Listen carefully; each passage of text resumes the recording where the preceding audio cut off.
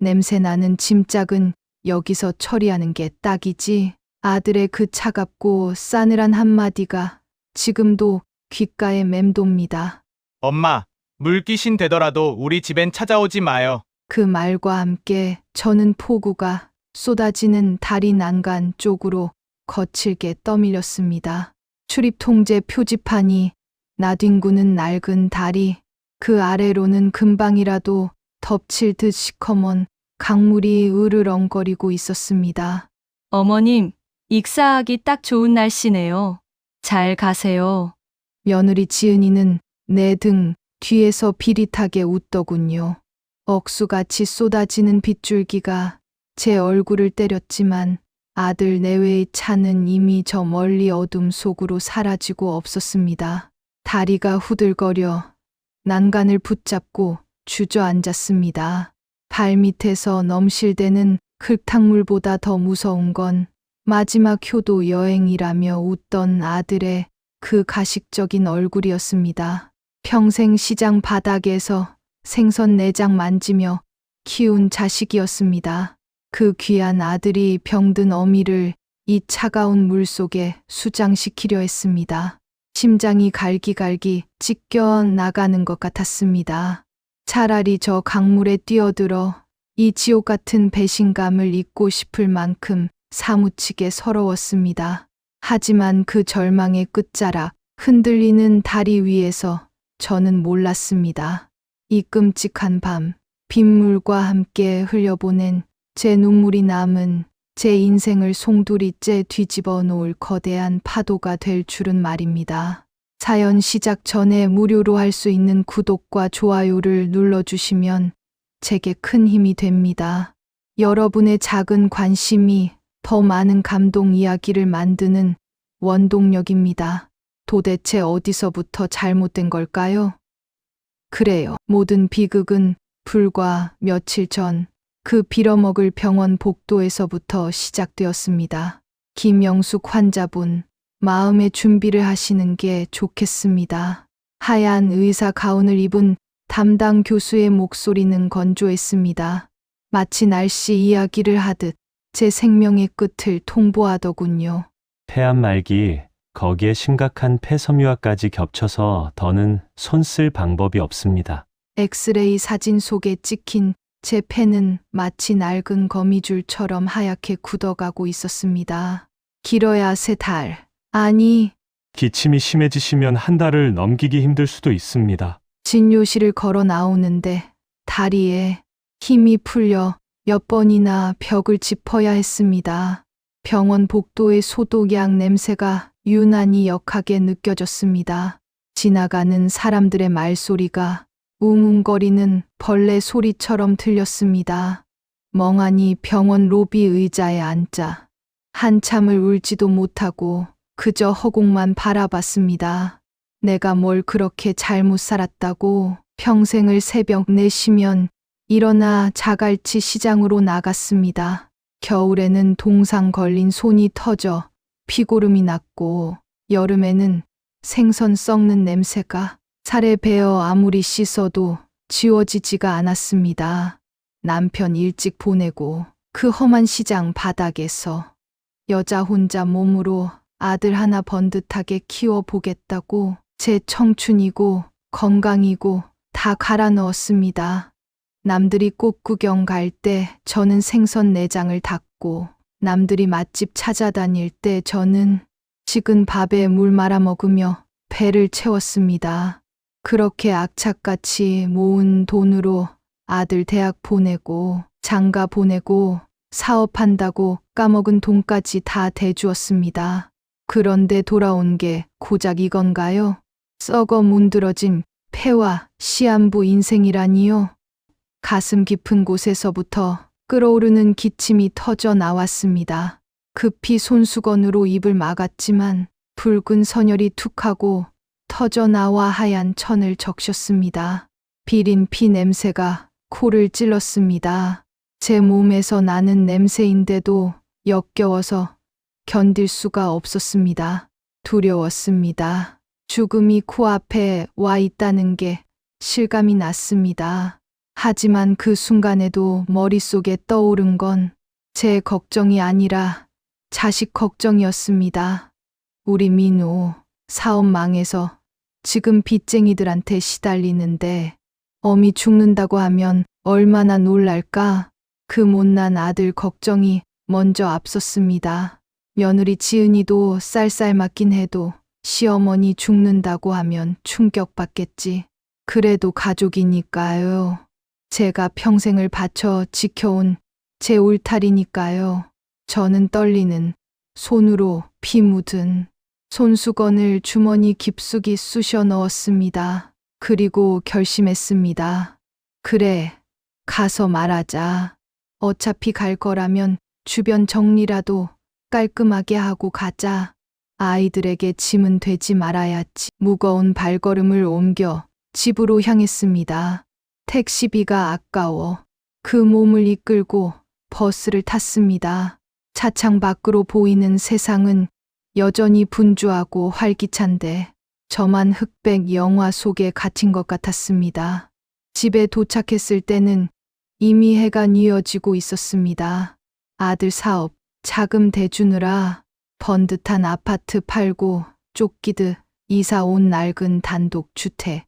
대문은 칠이 벗겨져 녹이 슬어 있었고 마당에는 잡초가 무성했습니다.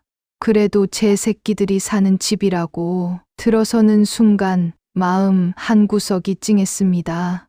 현관문을 열고 들어서려는데 안방에서 두렁거리는 말소리가 들렸습니다. 여보, 진짜야? 확실해? 며느리 지은이의 목소리였습니다. 평소에는 듣기 힘든 한껏 들뜬 목소리였습니다. 확실해. 김 부장님이 그러시더라. 가입한 지 10년 넘었고 특약까지 빵빵하게 들어가 있어서. 아들 민호의 목소리도 이어졌습니다. 저는 신발을 벗으려다 말고 동작을 멈췄습니다. 뭔가 이상한 기류가 감지되었습니다. 본능적으로 숨을 죽였습니다. 가슴 속에서 끓어오르는 기침을 억지로 삼키며 저는 살금살금 안방문 앞으로 다가갔습니다. 문틈 사이로 불빛이 새어 나오고 있었습니다. 저는 귀를 문에 바짝 갖다 댔습니다. 그래서 얼마라는데? 정확하게 말해봐. 며느리의 재촉하는 소리가 들렸습니다. 사망보험금 기본 3억에 질병 특약이랑 뭐랑 합치면 거의 5억 가까이 될 거야. 어머니가 예전에 시장에서 장사하실 때 아는 설계사한테 부탁해서 들어둔 게 이렇게 대박이 터질 줄 누가 알았겠냐? 순간 제 귀를 의심했습니다. 사망보험금, 지금 내 아들과 며느리가 내 목숨값을 계산하고 있는 건가요? 다리에 힘이 풀려 주저앉을 뻔했습니다. 떨리는 손으로 문틀을 꽉 잡았습니다. 심장이 쿵쿵거려 금방이라도 터질 것만 같았습니다. 5억이면 자기야, 우리 빚 다 갚고도 남네. 그럼 우리 다시 강남으로 이사 갈 수 있는 거야? 며느리의 목소리가 하이톤으로 올라갔습니다. 그 목소리에는 기쁨과 환희가 넘쳐 흐르고 있었습니다. 그렇지. 비덕 털어내고 남은 돈으로 가게 하나 다시 차리면 돼. 이번엔 진짜 제대로 할 수 있어. 아들의 목소리에도 흥분이 묻어 있었습니다. 저는 입을 틀어막았습니다. 눈물이 핑 돌았습니다. 내가 병원에서 사형 선고를 받고 피를 토하며 절망하고 있을 때 이 아이들은 내 보험 증권을 펴놓고 돈 계산을 하고 있었던 거구나. 그래도 그래, 돈이 급하니까 그럴 수 있다고 칩시다. 빚쟁이들한테 시달리는 게 얼마나 지옥 같은지 저도 아니까. 자식된 도리로 부모 죽음 뒤에 나올 돈이라도 기대할 수 있다고 100번 1000번 양보해서 이해해 보려 했습니다. 하지만 이어진 며느리의 말은 제 마지막 인내심마저 산산조각 내버렸습니다. 근데 어머님 건강하시잖아. 저 기침 좀 하는 거 빼고는 정정하신데 언제 돌아가시겠어? 우리 당장 다음 달 이자도 못 내서 압류 들어온다 마는데. 며느리의 짜증 섞인 투정에 아들이 낮게 속삭였습니다. 안 그래도 병원에서 좀 알아봤는데 어머니 기침하시는 거 예사롭지 않아. 요즘 폐병은 급성으로 악화되는 경우도 많다더라. 그리고 만약에 자연사가 아니어도 상해 사망이나 사고사로 처리되면 보험금이 2배로 뛴다는 특약도 있더라고. 정말? 사고 사면 10억이야? 목소리 낮춰. 아무튼 방법은 여러 가지가 있어. 어차피 어머니 사셔봤자 고생만 더 하실 텐데. 편안하게 보내드리는 게 효도일 수도 있지 않겠어? 하늘이 무너져 내리는 것 같았습니다. 제 귀로 듣고도 믿을 수가 없었습니다. 편안하게 보내드리는 게 효도라고요? 사고 사면 보험금이 2배라고요?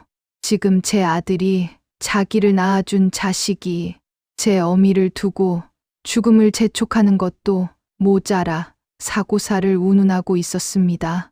온몸에 피가 거꾸로 솟구치는 기분이었습니다. 손끝, 발끝이 차갑게 식어 들어갔습니다. 내가 낳아 기른 건 사람이 아니라 짐승이었구나. 아니, 짐승도 제 부모에게 이러지는 않을 겁니다.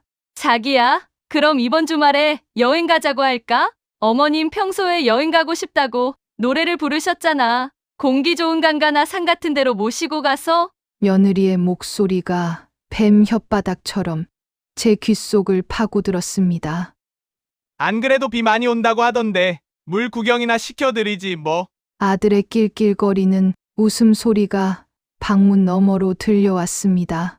참았던 기침이 기어이 터져 나왔습니다. 입을 틀어막았지만 억눌린 기침 소리와 함께 검붉은 피덩어리가 바닥으로 툭 떨어졌습니다. 무슨 소리야? 방 안에서 대화 소리가 뚝 끊겼습니다. 밖에 누구 있어? 어머니 오셨나? 아들의 당황한 목소리와 함께 발소리가 문 쪽으로 다가왔습니다. 저는 황급히 피 묻은 입가를 훔치고 도망치듯 제 방으로 뛰어들어갔습니다. 방문을 닫고 이불을 뒤집었었습니다. 심장이 미친 듯이 뛰었습니다. 공포였습니다. 제 자식이 문을 열고 나올까봐 그게 세상에서 제일 무서운 일이 되어버렸습니다. 아무도 없는데 잘못 들었나 봐. 아이, 참 깜짝 놀랐잖아. 자기 빨리 들어와서 마저 얘기해. 그래서 계획이 뭔데? 다시 문이 닫히는 소리가 들렸습니다. 저는 이불 속에서 소리 없는 비명을 질렀습니다. 가슴을 쥐어뜯으며 오열했습니다. 제 인생이, 제 68년 인생이 송두리째 부정당했습니다. 배가 고파도 자식 입에 밥 들어가는 것만 봐도 배부르다 했던 날들이 생선 비린내 난다고 친구들이 놀려도 내 아들 기 죽을까 봐 학교 근처에는 얼씬도 안 했던 그 시간들이 뼈가 삭도록 이렇게 바친 그 모든 정성이 결국 나를 잡아먹으려는 괴물을 키우는 걸음이 되었던 겁니다. 폐가 찢어질 듯 아파왔지만 기침조차 마음대로 할 수 없었습니다. 그들이 제가 엿들었다는 사실을 알게 되면 당장 오늘 밤이라도 무슨 짓을 저지를 모른다는 공포가 엄습했습니다. 저는 어둠 속에서 웅크린 채 축축한 눈물로 베개를 적셨습니다. 배신감은 이내 처절한 분노로 바뀌었습니다. 그래, 너희들이 내 목숨값을 탐낸단 말이지. 어둠 속에서 제 눈빛이 차갑게 빛났습니다. 눈물이 마른 자리에 도끼가 서렸습니다. 오냐, 내가 기꺼이 너희 뜻대로 해주마. 하지만 그 대가는 너희가 생각한 돈방석이 아니라 차가운 감옥 바닥이 될 거다. 저는 떨리는 손으로 휴대폰을 꺼내 들었습니다. 그리고 오랫동안 연락하지 않았던, 하지만 제 인생의 가장 밑바닥을 알고 있는 한 사람의 번호를 찾았습니다. 제 마지막을 장식할, 그리고 그들의 파멸을 완성할 설계자가 필요했습니다. 다음 날 아침, 아들 내외가 출근하고 나자마자 저는 집을 나섰습니다. 시장에 도착하자 익숙한 비린내가 코를 찔렀습니다. 예전엔 이 냄새가 제 몸에서 나는 것 같아 싫었는데 오늘은 마치 고향 냄새처럼 반가웠습니다. 짜장거리는 상인들의 목소리를 뒤로하고 저는 좁고 어두운 뒷골목으로 들어섰습니다. 녹슨 철계단 2층. 송악심부름 센터라는 낡은 간판이 삐딱하게 걸려 있었습니다. 10년 전 떼인 돈 들고 튄 거래처를 잡을 때 악귀처럼 달라붙어 기어이 돈을 받아내 주었던 송 사장. 그 사람이라면 저를 도와줄 수 있을 겁니다. 녹슨 철문을 열고 들어서자 혹한 담배 연기 너머로 소파에 길게 누워있던 사내가 벌떡 일어났습니다. 누구시오? 아직 문 열었고. 덥수룩한 수염에 날카로운 눈매. 세월은 흘렀지만 송 사장의 눈빛은 여전히 살아 있었습니다. 나를 빤히 쳐다보던 그가 눈을 크게 떴습니다. 아이고, 이게 누구십니까? 자갈치 왕언니십니까? 송 사장이 반색하며 달려왔습니다. 시장에서 장사하던 시절 깡패들이 행패를 부릴 때마다 빗자루 하나 들고 맞서 싸우던 저를 그는 왕언니라고 부르며 따랐었습니다. 오랜만이네, 송 사장. 잘 지냈는가? 잘 지내다마다요? 아니 근데 얼굴이 왜 이렇게 반쪽이 되셨어요? 어디 편찮으십니까? 그의 물음에 저는 씁쓸하게 웃으며 의자에 앉았습니다. 탁자 위에 놓인 재떨이에는 담배 꽁초가 수북했습니다. 송 사장, 긴 말 안 하네. 나 좀 도와줄게. 제 목소리가 무겁게 가라앉자 송 사장의 표정도 순식간에 진지해졌습니다. 그는 주섬주섬 담배를 집어 들려다 말고 내려놓았습니다. 무슨 일입니까? 누가 또 돈 떼먹고 도망갔습니까? 말씀만 하십시오.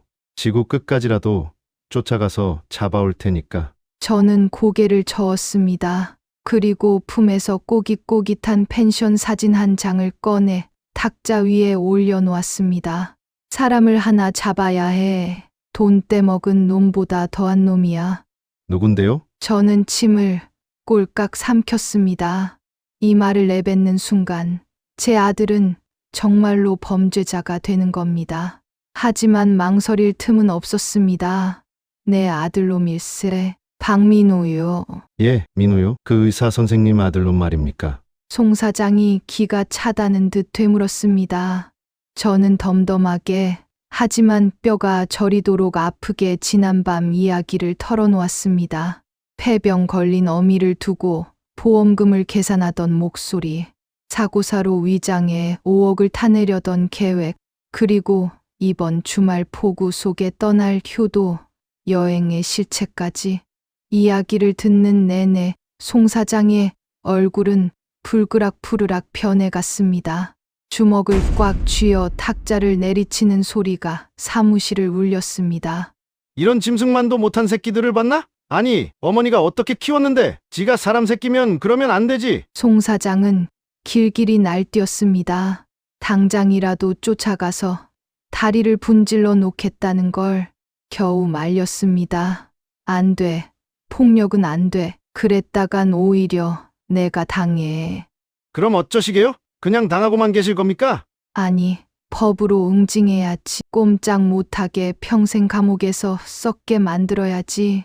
그래서 자네가 필요해. 저는 가방에서 통장을 꺼내 내밀었습니다.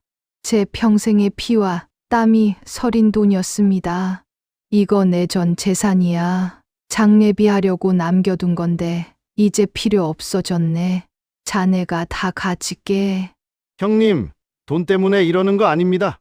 받아. 공짜로는 안 돼. 대신 조건이 있네. 이번 주말 놈들이 나를 강물에 밀어넣는 그 순간 하나도 놓치지 말고 찍어줄게. 경찰도 자네가 때 맞춰 불러주고. 송 사장은 통장을 밀어내려다 제 결연한 눈빛을 보고는 입술을 깨물었습니다. 그리고 깊은 한숨을 내쉬며 고개를 끄덕였습니다. 알겠습니다. 돈은 나중에 일 끝나고 받을게요. 이번 일 제 목숨 걸고 처리해드리겠습니다. 그 썩을 놈들 감방 가는 길에 카펫 깔아드리지요. 송 사장과 구체적인 작전을 짰습니다. 그는 즉시 직원들을 풀어 펜션 주변 지형을 답사하고 몰래 카메라를 설치하겠다고 했습니다. 저는 제 옷 단추에 초소형 녹음기를 달기로 했습니다. 모든 준비는 철저했습니다. 송 사장의 사무실을 나서는데 다리가 후들거렸습니다. 하지만 쉴 수 없었습니다. 아직 가장 중요한 일이 남았으니까요. 저는 곧바로 택시를 타고 시내의 법무사 사무실로 향했습니다. 가는 길에 보험회사 콜센터에 전화를 걸었습니다. 네, 김영숙 고객님. 사망보험금 수익자 변경 말씀이신가요? 상담원의 목소리는 상냥했지만 제 대답은 서리발처럼 차가웠습니다. 지금 당장 바꾸려고요. 내 아들 박민호에서 법정 상속인 말고 제3자 지정이 가능하죠? 네, 가능합니다만 인감증명서랑 서류가 필요하고요. 방문해 주셔야. 지금 가고 있습니다. 전화를 끊고 창밖을 보았습니다. 빗방울이 하나둘 떨어지기 시작했습니다. 법무사 사무실에 도착해 유언장을 새로 작성했습니다. 떨리는 손으로 펜을 잡았습니다. 종이 위에는 상속인 박민호라는 글자가 적혀 있었습니다. 저는 그 위에 두 줄을 긋고 싶었지만 꾹 참고 새로운 문장을 써 내려갔습니다. 본인 김영숙의 모든 재산부동산, 예금, 보험금 포함은 사회복지재단에 기부하며 아들 박민호에게는 단 한 푼의 유류분도 허용하지 않는다. 이는 그가 존속살해 미수라는 폐륜적 범죄를 저질렀기 때문이다.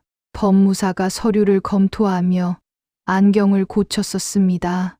어르신, 이거 내용이 아주 강력하네요. 아드님과 무슨 일이 있으신 건지. 묻지 말고 공증이나 해주셔. 저는 품에서 인감도장을 꺼냈습니다.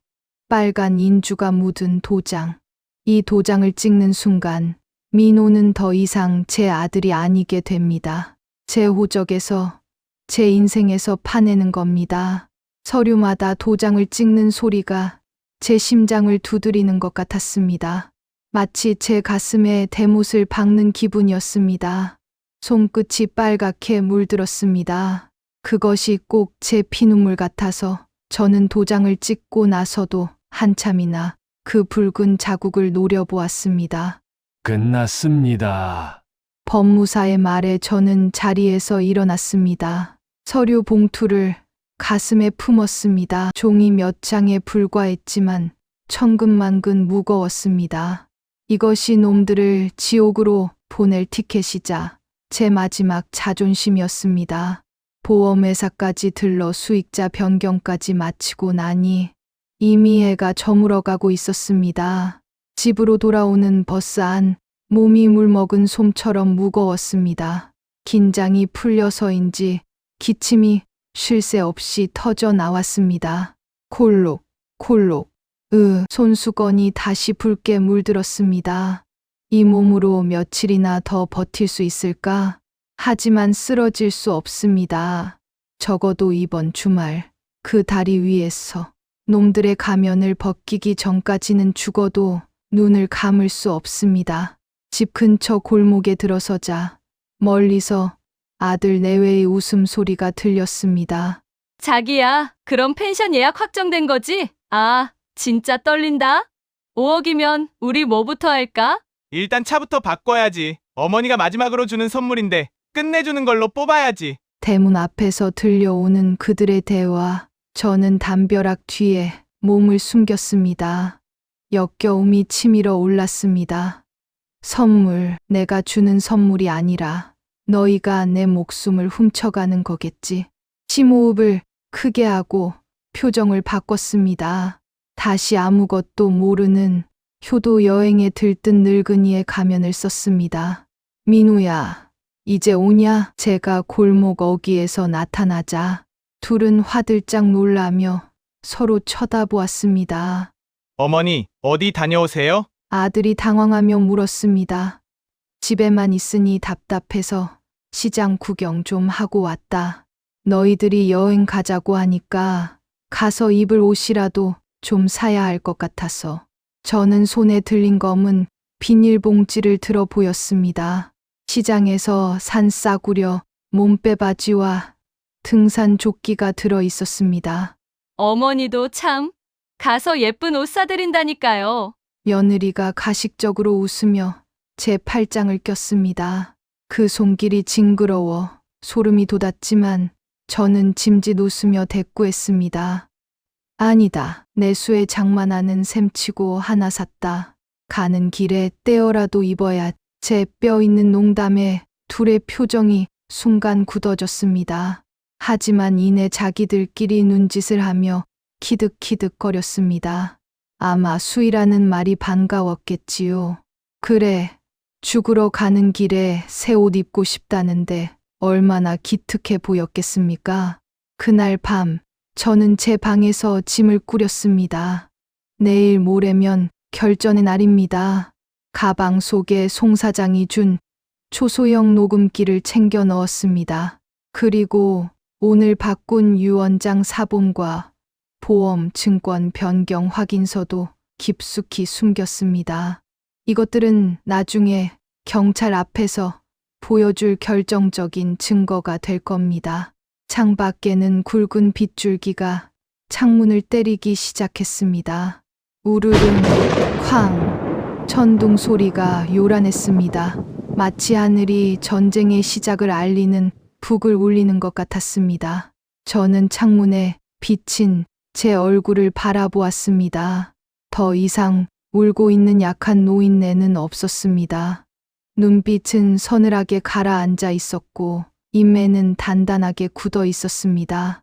그래, 쏟아져라. 더 세게, 더 무섭게 쏟아져라. 저는 빗소리를 들으며 중얼거렸습니다. 이 비가 그치고 나면 세상은 달라져 있을 거다. 너희는 감옥에, 나는 자유에. 심장이 쿵쿵 뛰었습니다. 두려움인지 설렘인지 모를 묘한 전율이 온몸을 휘감았습니다. 모든 준비는 끝났습니다. 이제 더 이상 눈먼 굶주린 짐승들이 제 발로 걸어 들어올 일만 남았습니다. 잠들 수 없는 밤이 깊어가고 있었습니다. 머리맡에 둔 휴대폰이 짧게 진동했습니다. 송 사장에게서 온 문자였습니다. 준비 완료. 내일 펜션 미리 가서 자리 잡습니다. 걱정 마십시오. 형님, 저는 휴대폰을 가슴에 품고 눈을 감았습니다. 민호야, 지은아, 이번 여행이 너희 생각처럼 즐겁지만은 않을 거다. 엄마가 준비한 진짜 효도를 기대해라. 토요일 아침, 거실로 나가자 아들과 며느리는 벌써 짐을 다 챙겨놓고 현관 앞에 서 있었습니다. 그들의 표정에는 숨길 수 없는 초조함과 비릿한 흥분이 뒤섞여 있었습니다. 어머니, 일어나셨어요? 비가 많이 오네요. 그래도 가다 보면 그치겠죠. 뭐, 아들 민호가 짐짓 아무렇지 않은 척 말했지만 몸의 눈은 불안하게 흔들리고 있었습니다. 며느리 지은이는 립스틱을 진하게 바르고 나를 보며 생글거렸습니다. 그럼요. 오히려 비 오면 운치 있고 좋죠? 어머님, 얼른 가요? 예약 늦으면 안 되니까. 온 사람을 죽이러 가는 길에 운치라니 기가 막혀 말이 안 나왔지만 저는 순진한 시골 노인네처럼 고개를 끄덕였습니다. 그래, 비 구경도 하고 좋지 뭐. 가자. 우리는 차에 올랐습니다. 제가 뒷좌석에 앉자마자 밖에서는 다시 한번 천둥이 쳤습니다. 차문이 닫히는 소리가 마치 관 뚜껑이 닫히는 소리처럼 묵직하게 들렸습니다. 이제 돌아올 수 없는 강을 건너는 거구나. 엔진 소리와 함께 차가 빗속을 뚫고 출발했습니다. 와이퍼가 미친 듯이 춤을 췄습니다. 쓱싹 쓱싹 그 소리가 꼭 제 목숨을 노리는 낯질 소리 같아서 저는 마른 침을 삼켰습니다. 차 안은 숨이 막힐 듯 답답했습니다. 평소 같으면 라디오라도 틀고 떠들었을 놈들이 오늘은 약속이나 한 듯 입을 꾹 다물고 있었습니다. 빗소리만이 요란하게 차 지붕을 때렸습니다. 저는 백미러를 통해 운전대를 잡은 아들의 눈을 훔쳐 보았습니다. 민호는 힐끔힐끔 백미러로 제 눈치를 살피고 있었습니다. 그러다 저와 눈이 마주치자 화들짝 놀라며 시선을 피하더군요. 어머니, 불편한 거 없으세요? 에어컨 좀 틀어드릴까요? 아니다. 그냥 가라. 제 짧은 대답에 아들은 네 하고 말꼬리를 흐렸습니다. 조수석에 앉은 며느리는 휴대폰만 들여다보고 있었습니다. 액정 불빛에 비친 그녀의 얼굴은 창백하게 질려 있었습니다. 아마도 5억이라는 돈과 살인이라는 공포 사이에서 줄타기를 하고 있겠지요. 자기야, 길 안 막혀! 내비게이션 잘 보고 가! 며느리가 날카로운 목소리로 정적을 깼습니다. 비 와서 그런지 차가 없네. 금방 도착하겠어. 차가 없기는요. 서울을 벗어나 국도로 접어들수록 도로는 텅 비어 있었습니다. 누가 이런 날씨에 강원도 산골로 여행을 가겠습니까? 미친 놈이거나 아니면 우리처럼 끔찍한 목적이 있는 사람들 뿐이겠지요. 차창 밖 풍경은 점점 험해졌습니다. 높은 빌딩들은 사라지고 앙상한 나뭇가지들이 비바람에 휘청거리는 산길이 나타났습니다. 흙탕물이 도로 위로 넘쳐 흘러 바퀴가 헛돌 때마다 차가 휘청거렸습니다. 차가 웅덩이에 빠져 크게 덜컹거리자 아들이 핸들을 꺾으며 욕설을 내뱉으려다 참는 게 보였습니다. 조심 좀 해! 어머님 놀라시잖아! 며느리가 핀잔을 줬지만 그건 저를 걱정해서가 아니라 자기들의 계획이 틀어질까 봐 걱정하는 거였습니다. 저는 일부러 멀미가 나는 척 신음소리를 냈습니다. 민호야, 멀었다냐? 속이 울렁거린다. 어머니, 조금만 참으세요. 저기 고개만 넘으면 돼요. 아들의 목소리에 다급함이 묻어났습니다. 빨리 가서 해치우고 싶은 거겠지요. 이 불편한 동행을 끝내고 싶어 안달이 난 겁니다. 저는 조끼 안주머니의 녹음기 버튼을 몰래 눌렀습니다. 빨간 불이 들어온 걸 확인하고 다시 옷깃을 여몄습니다. 이제부터 놈들이 뱉는 모든 말은 증거가 될 것입니다. 민호야, 제가 부르자 아들이 움찔했습니다. 그냥 내가 운전하는 차 타니까 좋아서 그런다. 우리 셋이 이렇게 멀리 나오는 거 처음이지? 제 말에 아들은 침묵했습니다. 양심이 찔려서일까요? 아니면 대꾸할 가치도 없어서일까요? 한참 뒤에야 기어들어가는 목소리로 대답했습니다. 처음이네요. 진작 모시고 올 걸 그랬어요. 그러게 말이다. 진작 좀 오지. 내가 죽을 때 다 되어서야 이런 호강을 누리는구나. 어머님, 무슨 말씀을 또 그렇게 하세요? 죽긴 누가 죽어요? 가서 맑은 공기 마시면 다 나으실 거예요. 며느리가 끼어들었습니다. 그 말투는 상냥했지만 저는 알고 있었습니다. 그녀가 말하는 다 낫는다는 뜻은 제 숨이 끊어져 고통이 사라진다는 뜻이라는 거요. 차가 산비탈을 굽이굽이 돌아 내려가자 저 멀리 거대한 물줄기가 보이기 시작했습니다. 강이었습니다. 평소엔 맑게 흐르던 강물이 며칠간 쏟아진 폭우로 누런 황토색이 되어 무섭게 소용돌이치고 있었습니다. 집어삼킬 듯 넘실대는 강물을 보자 본능적인 공포가 밀려왔습니다. 저기에 나를 빠뜨리겠다고 다리가 저절로 떨렸습니다.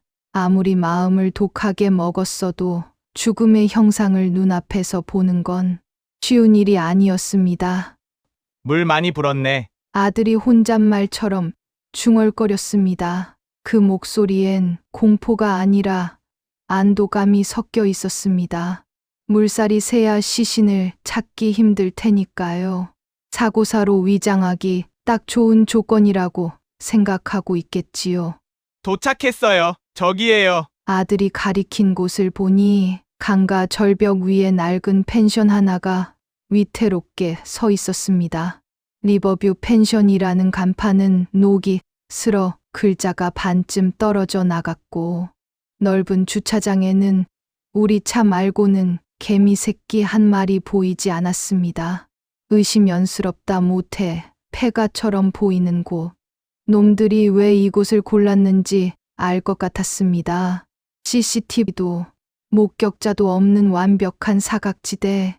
차가 젖은 자갈밭을 밟으며 멈춰섰습니다. 시동을 끄자 빗소리가 더 크게 귓가를 때렸습니다. 마치 수천 개의 돌멩이가 차를 두들기는 것 같았습니다. 내리시죠, 어머니. 아들이 우산을 펴들고 뒷문을 열었습니다. 차가운 바람이 확 들이닥쳤습니다. 저는 짐짓 힘겨운 척 아들의 부축을 받으며 내렸습니다. 발이 진흙탕에 푹 빠졌습니다. 차가운 흙탕물이 발목을 적셨지만 정신은 그 어느 때보다 맑아졌습니다. 사장님, 예약한 박민호인데요. 아들이 관리실 쪽을 향해 소리쳤지만 인기척이 없었습니다. 비대면 체크인이라고 했잖아. 문자로 비밀번호 왔어. 그냥 들어가면 돼. 며느리가 휴대폰을 흔들며 앞장섰습니다. 주인조차 없는 펜션. 정말이지 놈들은 치밀했습니다. 우리가 묵을 방은 가장 구석진 곳, 강이 바로 내려다 보이는 1층 끝방이었습니다. 문을 열고 들어서자 눅눅한 곰팡이 냄새가 코를 찔렀습니다. 보일러도 켜지지 않아 냉골이었습니다. 아이고, 추워라. 보일러 좀 틀어다오. 제가 몸을 떨며 말하자 아들은 리모컨을 만지작거리며 딴청을 피웠습니다. 고장 났나 봐요. 작동이 안 되는데요. 에이, 사장한테 전화해 봐야겠네. 거짓말입니다. 놈은 리모컨 건전지를 빼놓고 신용만 하고 있었습니다. 내가 얼어 죽기를 바라는 건 아니겠지만 오래 머물지 않을 테니 난방 따위 필요 없다는 뜻이겠지요. 짐을 대충 풀어놓고 저는 베란다, 창가로 다가갔습니다. 유리창 너머로 보이는 강물은 금방이라도 펜션을 덮칠 듯 사납게 울부짖고 있었습니다. 그리고 그 강 위를 가로지르는 낡고 좁은 다리 하나가 보였습니다. 입구에는 침수 위험, 통행 금지라는 노란 표지판이 나뒹굴고 있었습니다. 저기구나. 놈들이 말한 명당. 나를 사고사로 위장에 밀어넣을 그곳이 바로 저 다리 위구나. 심장이 쿵쿵 뛰었습니다. 두려움에 질린 심장 박동이 아니었습니다. 사냥을 앞둔 맹수의 심장 소리였습니다. 어머니, 배고프시죠? 라면이라도 하나 끓여드릴까요? 며느리가 짐 가방에서 컵라면을 꺼내며 물었습니다. 최후의 만찬 치고는 참으로 초라했습니다. 됐, 입맛 없다. 그냥 좀 쉬고 싶구나. 저는 이불을 펴고 자리에 누웠습니다. 아들과 며느리는 베란다로 나가 담배를 피우며 속닥거렸습니다. 빗소리에 묻혀 잘 들리지 않았지만 저는 알 수 있었습니다. 그들이 지금 무슨 작당을 하고 있는지. 물살이 새서 지금 가면 딱이야. 어두워지기 전에 처리하자. CCTV 없는 거 확실하지? 놈들의 입 모양을 읽으며 저는 이불 속에서 휴대폰을 꺼내 송 사장에게 문자를 보냈습니다. 도착했다. 1층 끝방이다. 놈들이 곧 움직일 거다. 전송 버튼을 누르자마자 답장이 왔습니다. 보고 있습니다. 맞은편 숲속에 자리 잡았습니다. 카메라 앵글 좋습니다. 형님, 절대 무리하지 마시고 신호 주시면 바로 덮칩니다. 송 사장의 문자를 보니 울컥 눈물이 솟았습니다. 돈으로 맺어진 관계지만 혈육보다 더 든든했습니다. 내 아들은 나를 죽이려 하는데 남인 그는 나를 지키려 비를 맞으며 숲속에 엎드려 있습니다. 어머니, 얼마나 지났을까? 아들이 방문을 열고 들어왔습니다. 그의 얼굴은 상기되어 있었고 눈빛은 광기에 차 있었습니다. 이제 때가 된 겁니다. 네, 왜 그러냐? 비도 오는데 운치 있게 산책이나 좀 하실래요? 저기 다리 위에서 보면 경치가 기가 막히대요. 산 이 폭우 속에 폐병 환자를 데리고 산책이라니. 핑계치고는 너무나 조잡하고 유치해서 웃음이 나올 뻔했습니다. 하지만 저는 힘겹게 몸을 일으키며 놈의 연극의 장단을 맞춰 주기로 했습니다. 그래, 내가 가자면 가야. 내 평생 소원이 아들하고 빗속 걸어보는 거였는데 잘 됐구나. 제 말에 아들은 흠칫 놀라는 눈치였지만 이내 빨리 가자며 제 등을 떠밀었습니다. 현관을 나서는 순간 거센 비바람이 제 뺨을 후려쳤습니다. 며느리는 우산도 쓰지 않은 채 먼저 앞장서서 걸어갔습니다. 망을 보러 가는 거겠지요. 아들은 제 팔짱을 꼈습니다.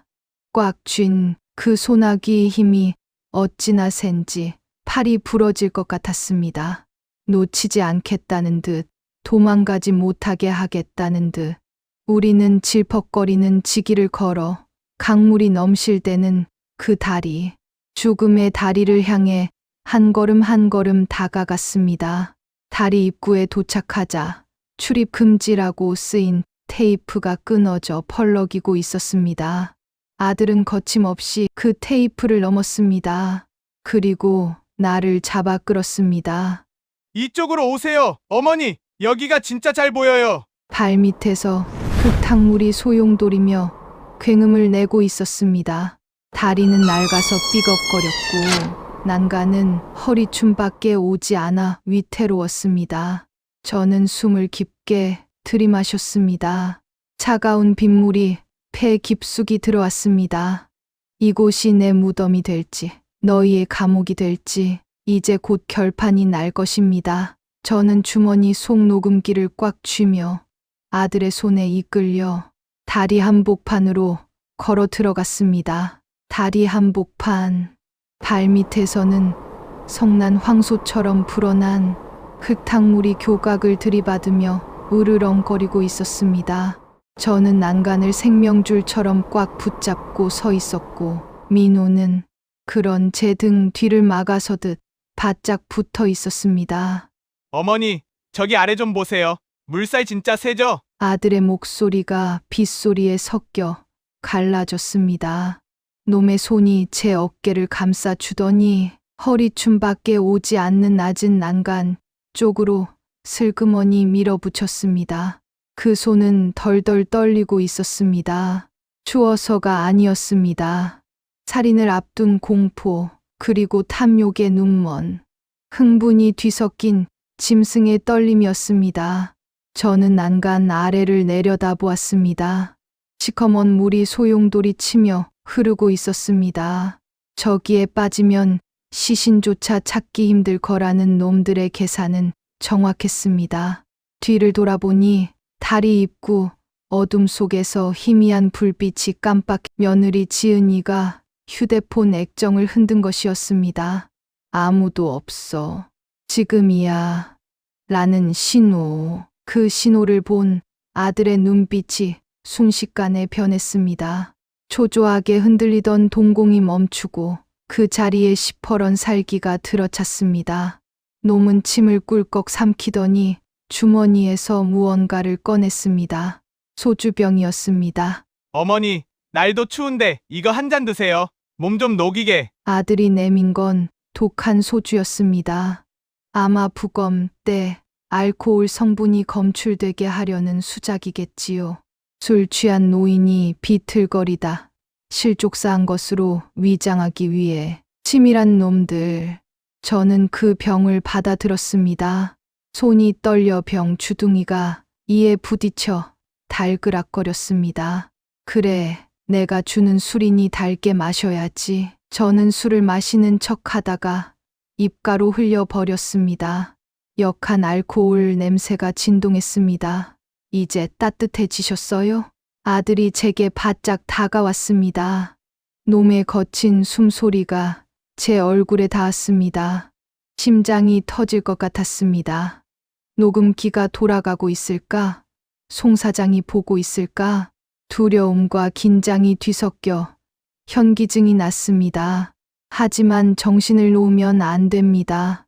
놈이 제 몸에 손을 대는 그 결정적인 순간, 그 살인 미수의 찰나를 포착해야 합니다. 민호야, 제가 놈의 눈을 똑바로 쳐다보며 불렀습니다.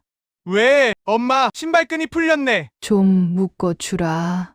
저는 시간을 끌며 놈의 반응을 살폈습니다. 아들은 짜증스러운 표정으로 제 발밑을 보더니 털썩 무릎을 꿇었습니다. 그리고 제 낡은 운동화 끈을 만지작거렸습니다. 어머니, 빗속에 무릎 꿇은 아들이 고개를 푹 숙인 채 중얼거렸습니다. 저 원망하지 마세요. 다 먹고 살자고 하는 짓이잖아요. 어머니도 저 의사 만들려고 평생 고생하셨는데 마지막으로 아들 한 번 더 도와준다고 생각하세요. 기가 막혔습니다. 자기를 죽이려는 순간까지도 합리화를 하는 저 뻔뻔함. 먹고 살자고, 내가 진 빚 갚고 떵떵거리며 살자고 내 목숨을 내놓으라는 게 그게 자식이 할 소리냐? 내 뱃속에서 나온 게 사람이 아니라 악마였습니다. 아들은 신발끈을 묶는 척하더니 갑자기 제 두 다리를 번쩍 들어 올리려 했습니다. 저는 중심을 잃고 난간 위로 쏠렸습니다. 상체가 허공으로 붕 떴습니다. 무게 중심이 앞으로 쏠리며 발이 땅에서 떨어졌습니다. 아래에서는 시커먼 강물이 입을 벌리고 기다리고 있었습니다. 엄마, 그냥 눈 딱 감아요. 금방 끝나요. 아들이 악을 쓰며 제 다리를 밀어 올렸습니다. 번개 불빛에 비친 놈의 얼굴은 빗물과 눈물, 콧물로 뒤범벅이 되어 괴물처럼 일그러져 있었습니다. 이건 알아. 민호야, 이게 무슨 짓이야? 저는 살기 위해 그리고 증거를 남기기 위해 비명을 질렀습니다. 난간을 붙잡은 제 손톱이 긁히며 피가 맺혔습니다. 하지만 아들의 힘은 너무 셌습니다. 병든 노인의 힘으로는 건장한 30대 남자를 당해낼 수 없었습니다. 몸이 반쯤 넘어갔습니다. 차가운 빗줄기가 거꾸로 솟구쳐 제 얼굴을 때렸습니다. 세상이 뒤집혔습니다. 이대로 떨어지면 끝입니다. 송 사장이 늦는 걸까? 아니면 내가 너무 빨리 밀려버린 걸까? 제발 좀 죽어. 죽으란 말이야. 그래야 내가 살아. 아들이 제 손을 뿌리치며 마지막 힘을 주어 밀쳤습니다. 제 몸이 난간 밖으로 완전히 기울어졌습니다. 그 순간이었습니다. 제 머릿속에서 쾅 하고 무언가가 끊어지는 소리가 들렸습니다. 그것은 모정이었습니다. 내 새끼, 내 아들, 내 전부였던 박민호와의 인연이 끊어지는 소리였습니다. 더 이상 두려움은 없었습니다. 저는 떨어지기 직전 난간 기둥을 팔로 휘감으며 악착같이 버텼습니다. 그리고 빗물에 젖어 미끄러운 아들의 멱살을 죽으림을 다해 낚아챘습니다. 아들이 비명을 지르며 고개를 쳐들었습니다. 제가 떨어질 줄 알았는데 버티고 서 있자 놈의 눈에 당혹감이 서렸습니다. 민호야, 제 목소리는 이상 떨리지 않았습니다. 폭우를 뚫고 나올 만큼 차갑고 또렷했습니다. 내가 잊은 게 있구나. 아들이 흠칫 놀라 동작을 멈췄습니다. 제 눈빛이 달라진 것을 느낀 겁니다. 죽음의 공포에 질려 있어야 할 어미의 눈이 서늘한 도끼로 번뜩이고 있었으니까요. 뭐야? 이 어미가 자갈치 시장에서 10년을 버틴 칼잡이였다는 걸 잊었어. 저는 놈의 멱살을 잡은 손에 힘을 주어 놈을 제 쪽으로 확 끌어당겼습니다. 방심하고 있던 아들이 중심을 잃고 제 코앞까지 끌려왔습니다. 그리고 하나 더. 저는 아들의 귀에 대고 지옥에서 온 사자처럼 속삭였습니다. 네, 네가 원한 건 내 목숨값이 아니라 보험금 5억이었지. 꿈 깨라. 수령이는 이미 바뀐 지 오래다. 뭐라고요? 아들의 동공이 지진이라도 난 듯 흔들렸습니다. 살기가 사라진 자리에 당혹감과 공포가 밀려들기 시작했습니다. 놈은 믿을 수 없다는 듯 입을 뻐끔거렸습니다. 그리고 멍청한 놈아, 주위를 좀 봐라. 여기가 무대인 줄 알았지? 여기는 내 감옥이다. 저는 고개짓으로 다리 맞은편 숲을 가리켰습니다. 아들이 홀린 듯 고개를 돌리려는 찰나 어둠을 찢는 강렬한 헤드라이트 불빛이 터져 나왔습니다. 하나가 아니었습니다. 강력한 서치라이트가 비 오듯 쏟아지는 다리 위를 대낮처럼 비췄습니다. 눈 부셔! 놈들이 비명을 지르며 눈을 가리고 주저앉았습니다. 그 빛 속에서 카메라를 든 송 사장의 실루엣이 보였습니다. 오케이. 살인 미수 현장. 아주 잘 찍혔습니다. 송 사장의 고함 소리가 빗소리를 뚫고 들려왔습니다. 저는 그제야 잡고 있던 아들의 멱살을 툭 놓아 주었습니다. 아들은 다리 위에 주저앉아 덜덜 떨고 있었습니다. 상황 파악이 안 되는 듯 멍한 표정으로 나와 불빛을 번갈아 보았습니다. 저는 흐트러진 옷매무새를 고치며 바닥에 주저앉은 패륜놈을 내려다 보았습니다. 조금 전까지 저를 죽이려던 살기는 사라지고 겁에 질린 못난 놈 하나만 남았습니다. 끝났다. 박민호. 제 말은 선고였습니다. 이제 내가 갈 곳은 펜션이 아니라 감방이다. 저 멀리서 요란한 소리가 들려왔습니다. 빗길을 뚫고 달려오는 경찰차의 사이렌 소리. 그 붉고 푸른 불빛이 빗줄기에 반사되어 제 얼굴을 비췄습니다. 저는 난간에 기대어 하늘을 올려다 보았습니다. 쏟아지는 비가 제 얼굴에 묻은 아들의 더러운 손자국을 씻어내리고 있었습니다. 눈물은 나오지 않았습니다. 대신 가슴속 깊은 곳에서 뜨거운 덩어리가 울컥 치솟았습니다. 그것은 슬픔이 아니라 살아남았다는 안도감, 그리고 제 손으로 악을 처단했다는 통쾌함이었습니다. 기, 쾅, 빗길을 미끄러지듯 달려온 경찰차 세 대가 다리 입구를 막아서며 멈춰섰습니다.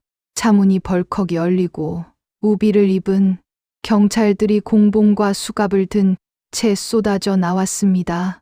그들의 군화 발소리가 빗물 고인 아스팔트 위를 타다닥 울리며 제 고막을 강타했습니다. 꼼짝 마. 전부 그대로 있어. 경찰들의 고함 소리가 폭우를 뚫고 쩌렁쩌렁하게 울렸습니다. 다리 입구에서 망을 보던 며느리 지은이는 혼비백산하여 도망치려다 미끄러운 진을 바닥에 넘어졌습니다. 저는 아니에요. 저는 아무것도 몰라요. 진을 범벅이 된 채 기어가며 비명을 지르는 며느리의 꼴이 참으로 가관이었습니다. 조금 전까지 제 죽음을 재촉하던 그 오만한 눈빛은 온데간데 없고 살려달라고 애원하는 쥐새끼 한 마리만 남았습니다. 여경 2명이 달려들어 지은이의 양팔을 뒤로 꺾어 제압했습니다. 이거 나라고! 내가 누군 줄 알아? 발악하는 며느리의 비명 소리가 다리 위까지 들려왔습니다. 제 발치에 주저앉아 있던 아들 민호는 넋 나간 사람처럼 입을 벌린 채 다가오는 경찰들을 멍하니 바라보고 있었습니다. 놈의 바지가 축축하게 젖어 들어가는 게 보였습니다. 공포에 질려 오줌을 지린 겁니다. 박민호 씨, 당신을 존속살인 미수 혐의로 긴급 체포합니다. 형사 반장이 다가와 민호의 손목에 차가운 수갑을 채웠습니다. 철컥. 그 금속성 소리가 제 심장에 박혀 있던 마지막 미련의 못을 뽑아내는 것 같았습니다. 아니에요. 오해입니다. 오해라고요. 수갑이 채워지자마자 정신이 돌아왔는지 민호가 길길이 날뛰기 시작했습니다. 놈은 억울하다는 듯 눈을 부라리며 저를 가리켰습니다. 어머니가 미끄러지신 거예요. 저는 구하려고 했어요. 그렇죠, 어머니. 제 말 맞죠? 빨리 말 좀 해봐요. 경찰들에게 끌려가면서도 놈은 제게 매달렸습니다. 침을 튀기며 거짓말을 늘어놓는 그 추악한 입을 보니 헛구역질이 올라왔습니다. 미끄러져. 저는 형사 반장 뒤에 서 있는 송 사장을 바라보았습니다. 송 사장은 비에 젖은 캠코더를 높이 들어 보이며 고개를 끄덕였습니다. 형사님, 여기 다 찍혀 있습니다. 이놈이 노인네 다리를 들어서 던지려고 하는 거 아주 적나라하게 담겼습니다. 송 사장의 말에 민호의 얼굴이 사색이 되었습니다. 거짓말이야. 조작이야.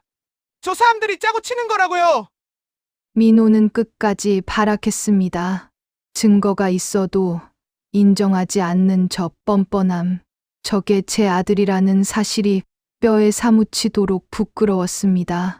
저는 천천히, 아주 천천히 아들 앞으로 다가갔습니다. 빗물에 젖은 제 낡은 운동화가 놈의 고급 구두 앞에 멈췄습니다. 민호야. 낯익한 제 부름에 놈이 눈을 치켜떴습니다. 그 눈엔 여전히 반성 대신 원망과 살기가 서려 있었습니다. 엄마 왜 그래? 노망 났어. 나 간방 가면. 엄마 누가 모셔? 제발 정신 차리고 아니라고 말해.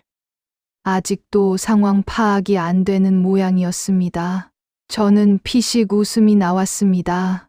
저는 입고 있던 등산 조끼의 지퍼를 내리고 안주머니에서 송 사장이 주었던 초소형 녹음기를 꺼냈습니다. 빨간 불빛이 여전히 깜빡이고 있었습니다. 이게 뭔 줄 아느냐? 제 손에 들린 작은 기계를 보고 민호의 동공이 흔들렸습니다. 차 안에서부터 내가 짓거린 모든 말 여기 다 들어있다. 물살이 새서 시체 못 찾을 거다. 술 먹여서 실족사로 위장하자. 내 입으로 뱉은 그 더러운 계획들 하나도 빠짐없이 녹음됐다. 저는 재생 버튼을 눌렀습니다. 지지직거리는 잡음 사이로 아들의 목소리가 다리 위에 울려 퍼졌습니다. 어머니, 잠깐만요. 저기 아래 좀 보세요. 물살 진짜 세죠? 제발 좀 죽어. 죽으란 말이야. 그래야 내가 살아. 아들의 목소리가 빗소리를 뚫고 명확하게 들려왔습니다. 그 적나라한 살인의 증거 앞에 민호는 다리에 힘이 풀린 듯 털썩 무릎을 꿇었습니다. 더 이상 변명할 여지가 없었습니다.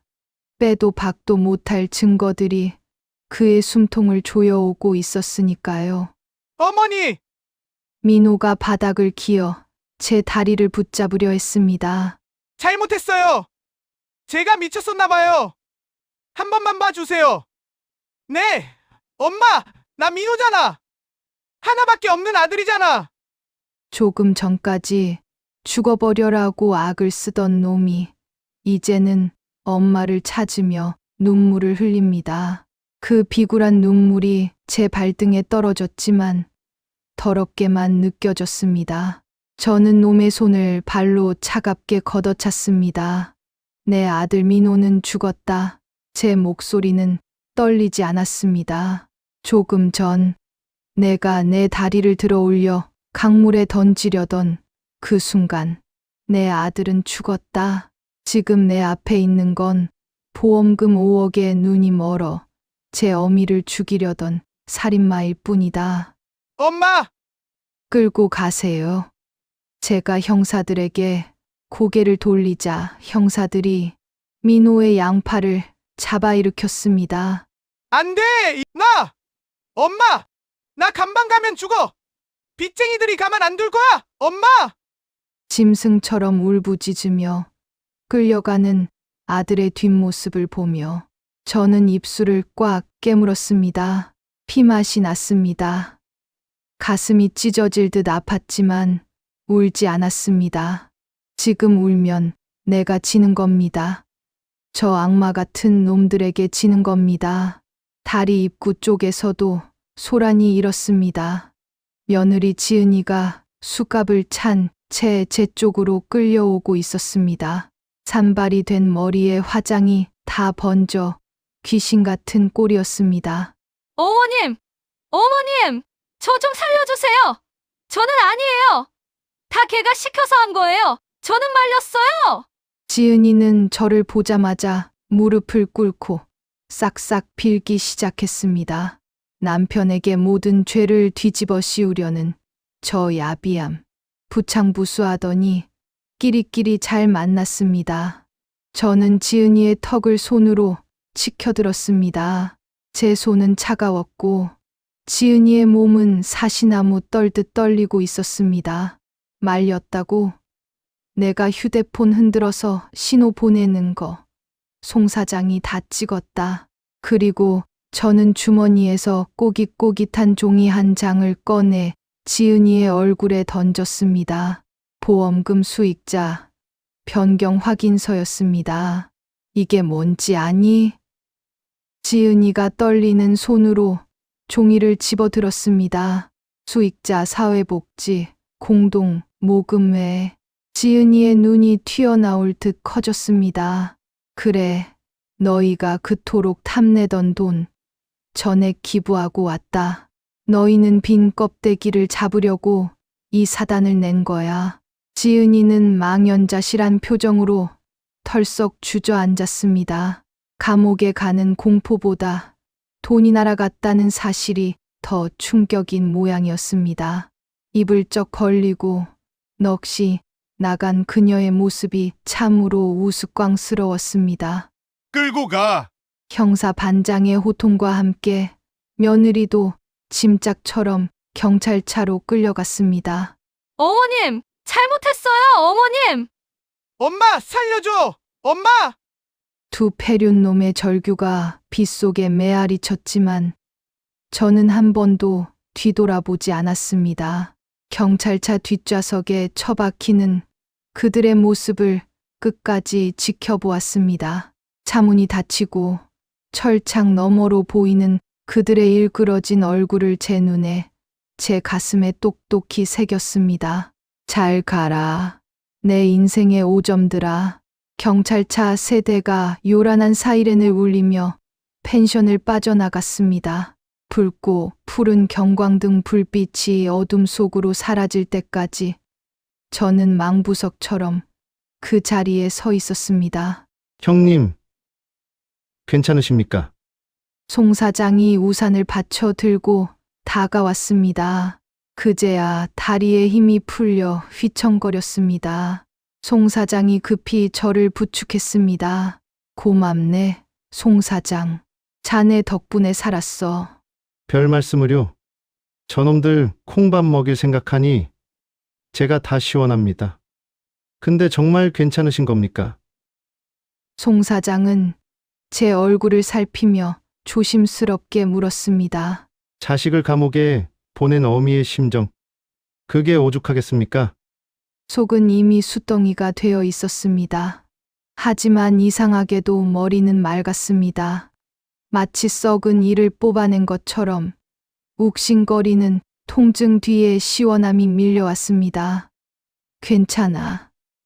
아니, 이제야 좀 살 것 같네.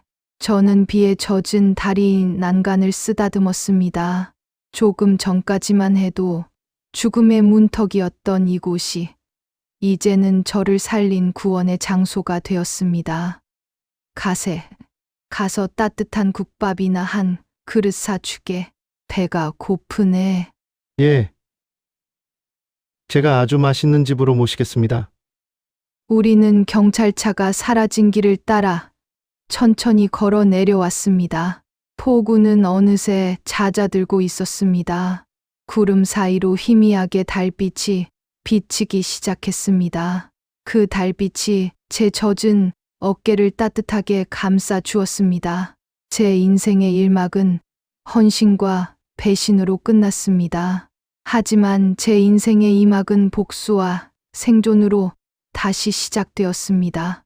이제부터는 누구를 위해서가 아니라 오롯이 나 김영숙을 위해서 살 것입니다.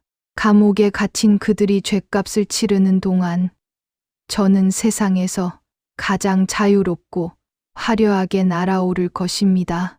어둠 속에서 제 입가에 희미한 미소가 번졌습니다. 그것은 승리자의 미소였습니다. 경찰서 조사실의 공기는 차갑고 퀴퀴했습니다. 형광등 불빛 아래 앉은 저는 종이컵에 담긴 믹스커피를 두 손으로 감싸 쥐고 있었습니다. 손끝에 전해지는 온기가 아니었다면 아마 벌써 쓰러졌을지도 모릅니다. 조사실 밖 복도는 아수라장이었습니다. 유치장에 갇힌 아들과 며느리의 고함 소리가 벽을 뚫고 들려왔습니다. 박민호, 내가 하자며! 내가 어머니 죽이면 5억 나온다며! 뭐이, 네가 미쳤나?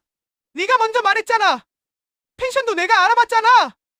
서로 탓하며 악을 쓰는 꼴이라니 조금 전까지 자기야, 여보야 하며 찰떡같이 붙어 다니던 부부의 모습은 온데간데 없고 서로를 물어뜯으려는 굶주린 들개 두 마리만 남았습니다. 어르신, 조사는 다 끝났습니다. 몸도 편찮으신데 고생 많으셨습니다.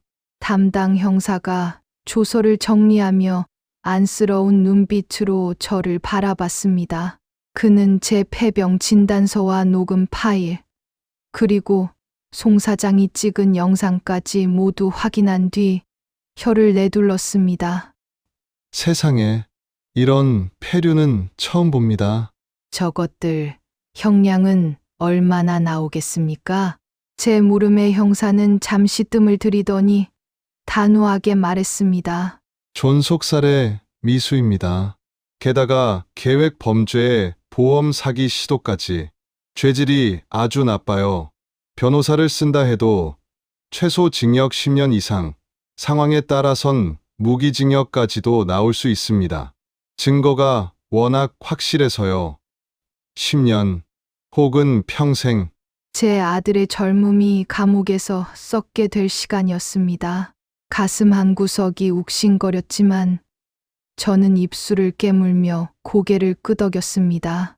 그렇군요. 다행입니다. 죗값은 톡톡히 치러야지요. 1년 후 부산 해운대의 고급 호텔 스카이라운지, 통창 너머로 푸른 바다가 눈부시게 펼쳐져 있었습니다. 저는 창가 자리에 앉아 향긋한 홍차를 마시고 있었습니다. 어머님, 피부가 너무 고우세요. 화장이 정말 잘 받으시네요. 호텔 직원이 제 차잔을 채워주며 웃었습니다. 거울에 비친 제 모습은 1년 전과는 딴판이었습니다. 촌스러운 파마머리 대신 세련된 단발머리를 했고 칙칙했던 옷 대신 화사한 꽃무늬 블라우스를 입었습니다. 무엇보다 눈에 생기가 돌았습니다. 고마워요. 좋은 거 먹고 좋은 데서 자니까 때깔이 나나 보네. 저는 여유롭게 웃으며 팁을 건넸습니다. 1년 전만 해도 상상도 못할 일이었습니다. 1,000원 한 장 벌벌 떨며 아끼던 제가 이제는 나를 위해 아낌없이 지갑을 엽니다. 그때 테이블 위에 올려둔 휴대폰이 진동했습니다. 송 사장이었습니다. 형님, 뉴스 보셨습니까? 지금 속보 떴습니다. 송 사장의 들뜬 목소리에 저는 TV 채널을 돌렸습니다. 뉴스 화면 하단에 붉은 자막이 흐르고 있었습니다. 속보 5억 존속살해 미수 폐륜 부부. 항소심서 징역 15년 확정. 법원 엄벌 불가피. 아나운서의 멘트가 이어졌습니다. 보험금을 노리고 친어머니를 살해하려 했던 아들 박모 씨와 며느리 최모 씨에게 법원이 중형을 선고했습니다. 재판부는 어머니의 헌신을 배신하고 잔혹한 범행을 저지른 점, 끝까지 범행을 부인하며 반성하지 않은 점 등을 고려해 1심보다 형량을 늘렸다고 판결 이유를 밝혔습니다. 화면에는 호송차에서 내리는 아들과 며느리의 모습이 잡혔습니다. 푸른 수의를 입고 포승줄에 묶인 채 고개를 푹 숙인 두 사람. 마스크로 얼굴을 가렸지만 그 초라한 행색은 감출 수 없었습니다. 15년. 그들의 가장 찬란해야 할 젊음은 이제 차가운 감옥 바닥에서 썩어가게 될 것입니다. 꼴 좋다. 형님, 보셨죠? 15년이랍니다. 아주 쌤통입니다. 전화 너머로 송 사장이 만세를 부르는 소리가 들렸습니다. 그래, 고맙네. 이제야 끝났구먼. 저는 덤덤하게 대답했습니다. 통쾌할 줄 알았는데 막상 판결을 접하니 마음이 차분해졌습니다. 기쁨보다는 긴 싸움을 끝낸 전사의 안도감 같은 것이었습니다. 형님, 오늘 저녁에 파티라도 하셔야죠. 제가 고기 쏘겠습니다. 아닐세. 오늘은 혼자 있고 싶네. 그동안 고생 많았어. 송 사장, 조만간 보세. 전화를 끊고 저는 다시 창밖을 바라보았습니다. 푸른 바다 위로 갈매기들이 자유롭게 날고 있었습니다. 15년이라. 그 시간이 지나면 놈들은 50살이 넘은 중년이 되어 출소하겠지요. 가진 것 하나 없이 전과자라는 딱지를 달고 세상에 내던져질 것입니다. 그때 그들이 겪을 고통은 감옥 안에서의 삶보다 더 혹독할 것입니다. 그것이 진정한 저의 복수였습니다. 저는 자리에서 일어났습니다. 오늘은 특별한 곳에 가야 합니다. 택시를 타고 도착한 곳은 시외곽의 한 종합병원 호흡기내과였습니다. 1년 전 제게 시한부 선고를 내렸던 그곳입니다. 김영숙님, 들어오세요. 진료실 문을 열고 들어가자 담당 교수가 모니터를 들여다보다가 깜짝 놀란 표정으로 저를 맞았습니다. 아니, 김영숙 환자분 정말 맞으세요? 교수는 믿을 수 없다는 듯 제 차트를 다시 확인했습니다. 네, 선생님. 저 맞아요. 아직 안 죽고 살아서 왔습니다. 세상에, 이게 무슨 일입니까? 폐 사진 좀 보세요.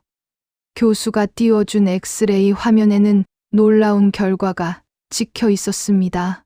1년 전 거미줄처럼 하얗게 굳어있던 폐가 눈에 띄게 깨끗해져 있었습니다. 섬유화가 진행되던 부분이 멈췄습니다. 아니, 오히려 호전되었어요. 염증 수치도 정상이고요. 기적입니다. 도대체 뭘 드신 겁니까? 교수의 물음에 저는 싱긋 웃었습니다. 마음의 짐을 내려놨거든요. 내 등골 빨아먹던 거머리들을 떼어내니까 숨통이 트이더라고요. 스트레스가 만병의 근원이라더니 정말인가 봅니다. 이 정도면 일상생활에 아무 문제 없습니다. 앞으로 10년, 20년은 걷든요. 병원을 나오는 제 발걸음은 날아갈 듯 가벼웠습니다. 죽음의 그림자가 걷히고 진짜 삶이 저를 기다리고 있었습니다. 저는 병원 앞 벤치에 앉아 따스한 햇살을 즐겼습니다. 지나가는 사람들이 저를 보며 어머, 저분 참 곱다 하며 수군거렸습니다. 예전엔 불쌍해 보인다는 말만 듣던 저였는데 말이죠. 가방에서 다이어리를 꺼냈습니다. 죽기 전에 하고 싶은 일 리스트가 적혀 있었습니다. 1번, 특급 호텔에서 잠자기 완료. 2번, 나만을 위한 쇼핑하기 완료. 3번, 악기 배우기. 4번, 해외여행 가기. 저는 볼펜을 들어 3번과 4번의 동그라미를 쳤습니다. 내일은 문화센터에 가서 색소폰을 등록할 겁니다. 그리고 다음 달엔 송 사장 부부를 데리고 크루즈 여행을 떠날 계획입니다. 제 생명의 은인들에게 그 정도는 해줘야지요. 문득 주머니 속에서 무언가가 손에 잡혔습니다. 오래된 사진 한 장이었습니다. 아주 오래전 민호가 첫 월급을 탔다며 사준 빨간 내복을 입고 찍은 사진. 사진 속 저는 세상을 다 가진 듯 행복해 보였습니다. 저는 그 사진을 한참이나 바라보았습니다. 미움도 원망도 이제는 희미해졌습니다. 그저 안타까움만 남았습니다. 사랑이 너무 과하면 독이 된다는 걸 너무 늦게 알았습니다. 제가 헌신이라는 이름으로 퍼부었던 사랑이 아들에게는 독이 되어 그를 괴물로 만들었는지도 모릅니다. 민호야. 저는 허공에 대고 나직이 불렀습니다. 감옥에서 내가 잃어버린 게 뭔지, 내가 버린 게 얼마나 소중한 거였는지 뼈저리게 깨닫기 바란다. 저는 사진을 찢지 않았습니다. 대신 곱게 접어 지갑 깊숙한 곳, 보이지 않는 곳에 넣었습니다. 이것은 제게 남은 마지막 교훈이자 다시는 같은 실수를 반복하지 않겠다는 다짐이었습니다. 자리에서 일어나는데 어디선가 아이 울음소리가 들렸습니다. 젊은 엄마가 넘어진 아이를 일으켜 세우며 흙을 털어주고 있었습니다. 괜찮아. 우리 아들, 안 다쳤어? 엄마가 호해줄게. 엄마의 손길에 아이는 금세 울음을 그치고 방긋 웃었습니다. 그 모습을 보며 가슴이 뭉클해졌습니다. 나도 저랬는데, 내 아들도 저렇게 예뻤는데, 하지만 후회하지 않습니다. 저는 할 만큼 했습니다. 이제 저는 엄마 김영숙이 아니라 인간 김영숙으로 살 것입니다. 저 멀리서 버스킹을 하는 가수의 노랫소리가 들려왔습니다. 내 나이가 어때서 사랑하기 딱 좋은 나이대. 그래요. 제 나이 69세. 인생을 다시 시작하기에 딱 좋은 나이입니다. 저는 흥얼거리며 발걸음을 옮겼습니다. 길가에 핀 코스모스가 가을 바람에 흔들거렸습니다. 그 꽃잎 하나를 따서 머리에 꽂았습니다. 주책이라고요? 뭐 어때요? 제 인생. 제가 즐겁게 살겠다는데 횡단보도 앞에 섰습니다. 초록 불이 켜졌습니다. 저는 망설임 없이 앞으로 걸어 나갔습니다. 제 앞에는 쭉 뻗은 대로가 펼쳐져 있었습니다. 장애물도 거머리도 없는 탄탄대로. 저는 힘차게 팔을 저으며 걸었습니다. 어디선가 시원한 바람이 불어와 제 머리카락을 날렸습니다. 그 바람 속에서 저는 자유를 느꼈습니다. 여러분, 자식 농사 망쳤다고, 인생 끝났다고 생각하지 마십시오. 제 인생의 주인은 자식이 아니라 바로 나 자신입니다. 늦지 않았습니다. 나를 올가매던 껍데기를 벗어던지고 나를 위해 사십시오. 저처럼 죽음의 문턱에서 돌아온 사람도 이렇게 웃으며 살지 않습니까? 지난밤의 폭우는 그쳤습니다. 이제 제 인생엔 매일매일 맑은 해만 뜰 겁니다. 그리고 여러분의 인생에도 찬란한 태양이 뜨기를 응원하겠습니다. 지금까지 제 이야기를 들어주셔서 감사합니다. 저는 이만 색소폰 배우러 가야 해서요. 잘 사세요. 저처럼 멋지게. 이 이야기는 맹목적인 희생이 때로는 독이 될 수 있음을, 그리고 나 자신을 지키는 단호한 결단이 우리를 얼마나 자유롭게 하는지 보여주고 있습니다. 인생의 황혼기, 우리는 종종 가족이라는 이름 뒤에 숨어 나 자신을 지우곤 합니다. 영숙 씨처럼 믿었던 자식에게 무너지는 순간이 올 수도 있고, 지난 세월이 허무하게 느껴질 수도 있겠죠. 하지만 중요한 건 그 상처 앞에서 우리가 어떤 선택을 하느냐입니다. 무조건적인 인내가 능사는 아닙니다. 때로는 영숙 씨처럼 잘못된 고리를 끊어내는 용기가 남은 인생을 구원하기도 하니까요. 과거는 바꿀 수 없지만 오늘부터 시작될 여러분의 제2의 인생은 온전히 여러분의 손에 달려 있습니다.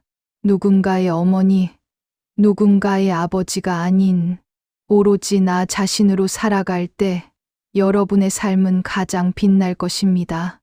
오늘 영숙 씨의 통쾌한 복수와 화려한 부활이 가슴 답답했던 여러분의 마음에 시원한 위로와 용기가 되었기를 바랍니다. 여러분이라면 어떻게 하시겠어요? 영숙 씨의 선택에 대해 어떻게 생각하시나요? 댓글로 여러분의 소중한 생각과 감상 꼭 들려주세요. 여러분의 사연도 추천을 통해 만들어 드려요. 채널 구독과 좋아요, 알림 설정까지 꼭 부탁드립니다. 여러분의 남은 날들이 영숙 씨의 마지막 미소처럼 찬란하기를 바랍니다. 감사합니다.